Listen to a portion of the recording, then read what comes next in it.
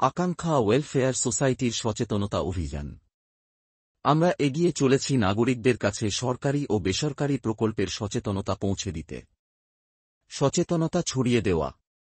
আমাদের যাত্রা শুরু হয়েছে সরকারি বিভিন্ন প্রকল্প সম্পর্কে সচেতনতা ছড়িয়ে দেওয়ার মাধ্যমে। বাড়ি বাড়ি গিয়ে প্রচার, ঘরে ঘরে গিয়ে আমরা গুরুত্বপূর্ণ তথ্য পৌঁছে দিচ্ছি এবং মানুষের প্রয়োজনগুলো সংগ্রহ করছি। গ্রামবাসীদের সঙ্গে সভা।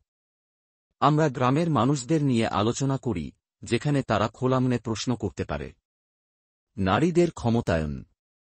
নারীদের স্বনির্ভর গোষ্ঠী সচেতনতা ছড়ানোর দায়িত্ব কাঁধে তুলে নিচ্ছে। পরিচ্ছন্নতা অভিযান।